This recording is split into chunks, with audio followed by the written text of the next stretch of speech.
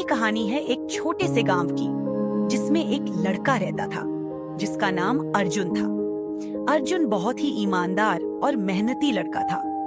उसके माता पिता ने उसे हमेशा सिखाया था कि सच्चाई और ईमानदारी से बढ़कर कुछ नहीं होता।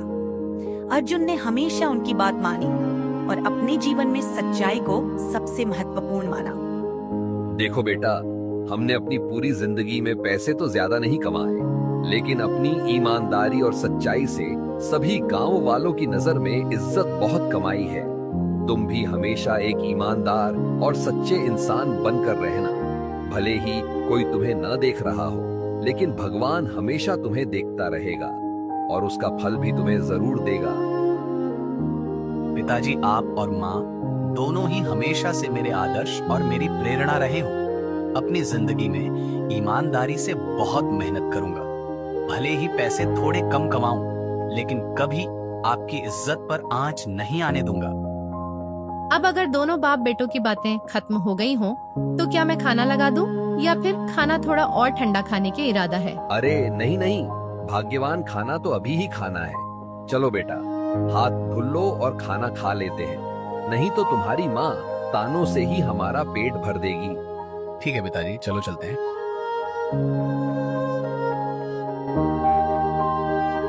गांव में एक बूढ़ा किसान किशन लाल भी वहां रहता था। किशन लाल बहुत दयालु और ईमानदार इंसान था, लेकिन उसका कोई परिवार नहीं था। पर उसके पास एक बहुत बड़ा फलों का बगीचा था। क्योंकि किसान काफी बूढ़ा हो गया था, तो अब वह खुद उस बगीचे की देखभाल करने में सक्षम नहीं था और उसे एक ऐसे ईमानदार इंसान की तलाश थी जो कि उसके बगीचे का ख्याल रख सके। तो उसने अपने एक पुराने दोस्त से अपनी सारी समस्या बताई।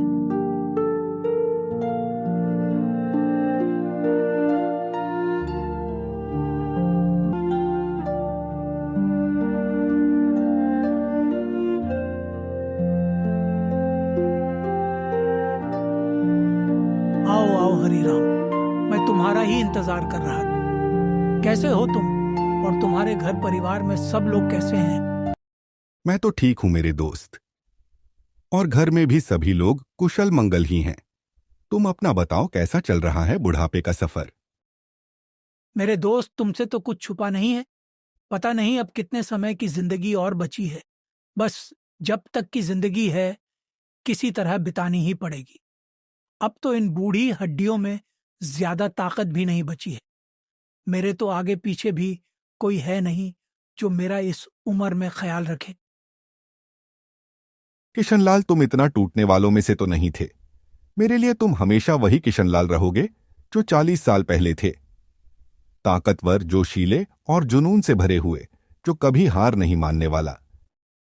मेरे दोस्त, सच्चाई तो यही है कि अब वो बात नहीं रही। मेरे से तो अपने बगीचे की रखवाली तक नहीं हो पाती। सारे फल लोग चुरा लेते हैं या चिड़िया और बंदर खा जाते हैं। किशनलाल, अगर तुम्हें बगीचे की रखवाली करनी ही है तो किसी को नौकरी पर रख लो। वो तुम्हारे बगीचे की अच्छे से रखवाली भी कर लेगा और तुम्हें आराम करने का समय भी मिल जाएगा। बात तो तुम्हारी बिल्कुल ठीक है, लेकिन इस गांव में कोई भरोसे लायक आदमी भी नहीं है जिसे मैं ये काम दे सकूं। आज के जमाने में कोई भी ईमानदार कहाँ बचा है मेरे दोस्त। किशनलाल, अगर तुम चाहे तो मैं तुम्हारा ये काम जरूर कर दूंगा। मेरे पड़ोस में एक अर्जुन नाम का लड़का रहता है। वो बहुत ही आज्ञाकारी और ईमानदार लड़का है। मैं उसे बचपन से जानता हूं। उसके पिता रमेश को तो तुम जानते ही हो। वो भी बहुत ईमानदार व्यक्ति है। अर्जुन को भी काम की तलाश है। तुम कहो तो मैं बात करूं उससे।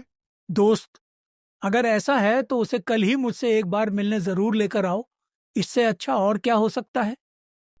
तो ठीक है, फिर किशनलाल, मैं कल अर्जुन से बात करके उसे तुमसे मिलने के लिए लेकर आता हूं। और फिर हरीराम रमेश के घर अर्जुन के काम की बात करने पहुंच जाता है। और बताओ रमेश, कैसे हो तुम लोग? कैसा चल रहा है सब कुछ? नमस्कार चाचा जी, आपके आशीर्वाद से सब कुछ कुशल मंगल है। चलो, अच्छी बात है। भगवान की दया से सब अच्छा ही होना चाहिए। आप बताइए चाचा जी, आज हमारे घर आने का प्रयोजन कैसे हुआ? कोई काम था तो मुझे याद कर लिया होता, मैं आपके पास आ जाता।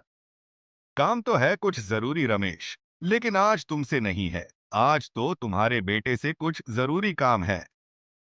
बेटे से काम है? अर्जुन से? भला आपका क्या काम पड़ गया चाचा जी? क्या इससे कोई गलती हुई है? अरे नहीं नहीं, घबराओ मत। अर्जुन से कोई गलती नहीं हुई। मैं तो उसको काम दिलाने के सिलसिले में आया था। मैं कुछ समझा नहीं चाचा जी। कौन सा काम दिलाने की बात कर रहे हैं आप? थोड़ा स्पष्ट तरीके से समझाइए।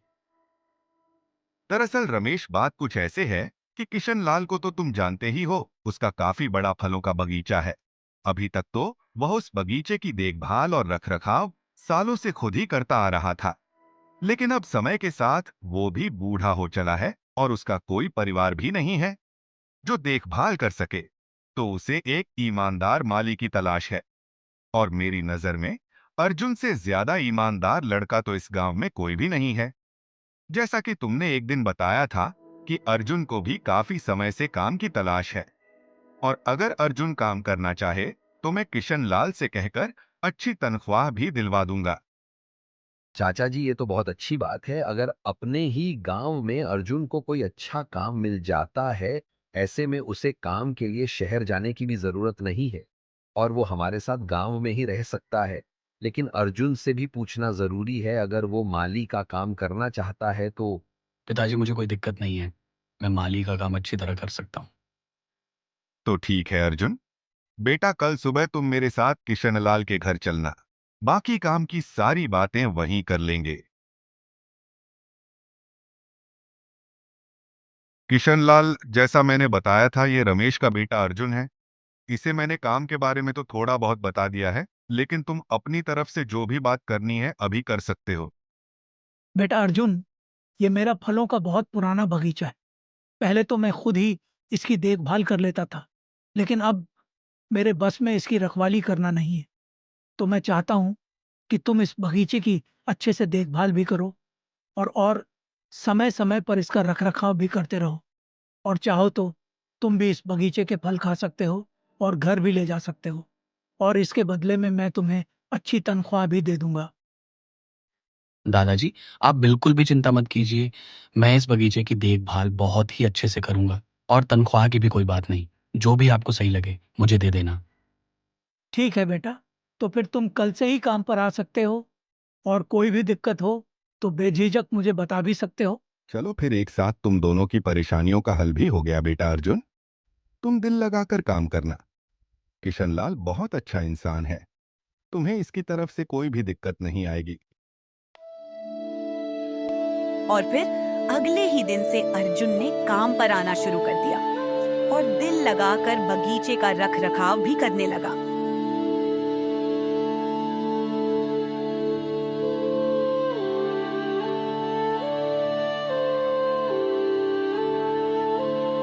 अर्जुन बगीचे में किसी को भी नहीं घुसने देता और बंदरों से भी अच्छी तरह बगीचे की देखभाल करता। अर्जुन का बगीचे में दिल लगाकर काम करने से किशन लाल भी काफी खुश को होता था।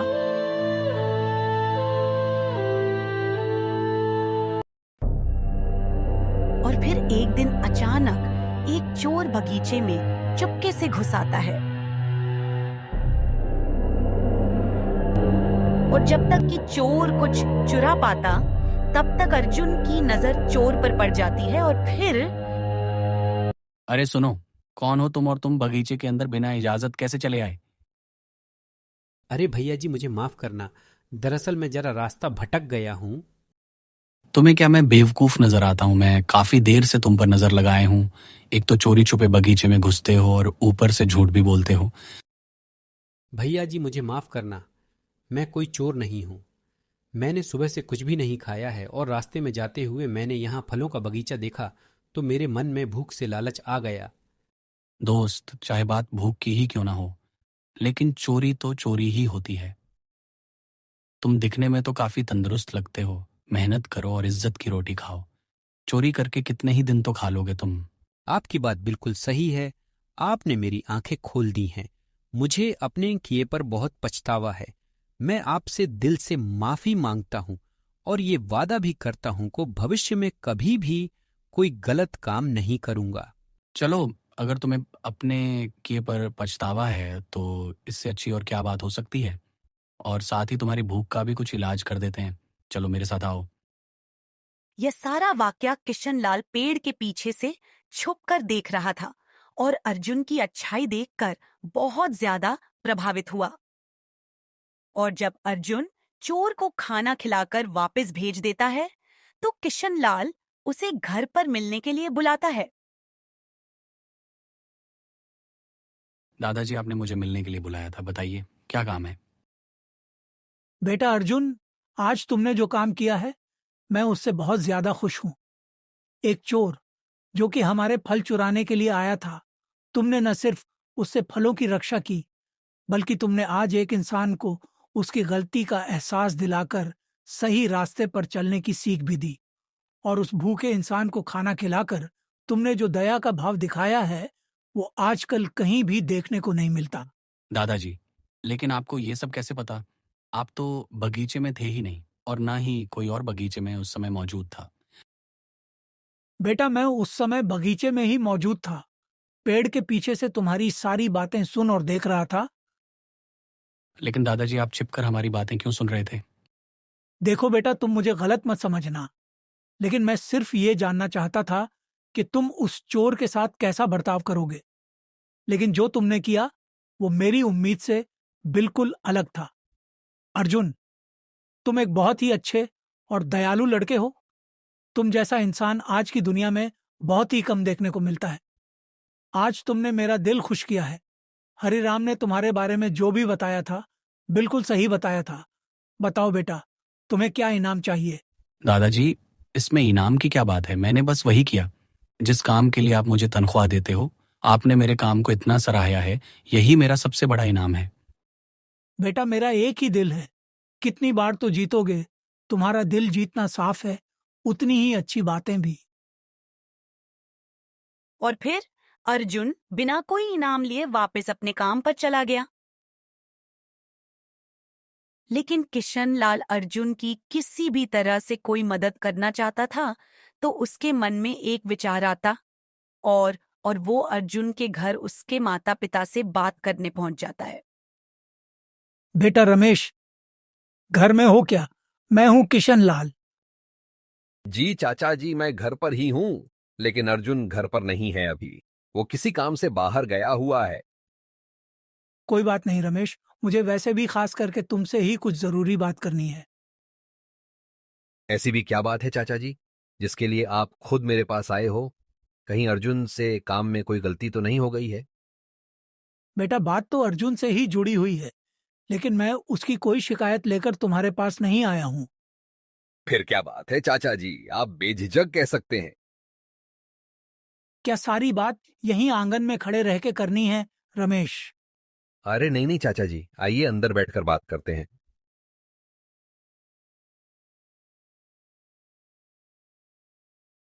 चाचा जी अब बताइए आखिर बात क्या है? मुझे लगता है कि कुछ तो जरूरी बात है।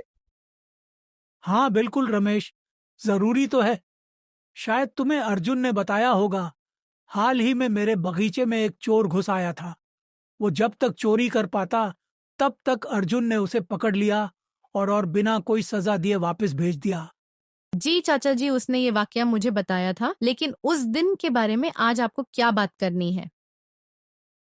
बेटा मुझे यकीन है अर्जुन ने तुम्हें जो भी बताया होगा वो सिर्फ घटना का एक हिस्सा होगा, लेकिन जो मैं बताना चाहता हूँ वो उस घटना का सबसे खास हिस्सा है।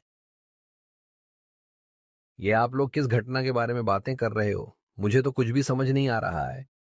कोई मुझे तो समझाओ। अरे ऐसे कुछ खास बात नहीं थी। एक दिन चाचा जी के खेत में चोर घुस आया था तो अर्जुन ने उसे पकड़ लिया था। बेटा सिर्फ इतना ही नहीं हुआ था, इसके अलावा भी बहुत कुछ हुआ था जो कि अर्जुन ने तुम्हें नहीं बताया होगा। इसके अलावा और क्या हुआ था चाचा जी, थोड़ा विस्तार से बताइए। तो सुनो रमेश, उस दिन जब अर्जुन ने चोर को पकड़ लिया था तो वो चाहता तो उसकी पिटाई भी कर सकता था या उसे पुलिस के हवाले भी कर सकता था, और या इनाम की चाह में मेरे पास उसे लेकर आता सजा देने के लिए।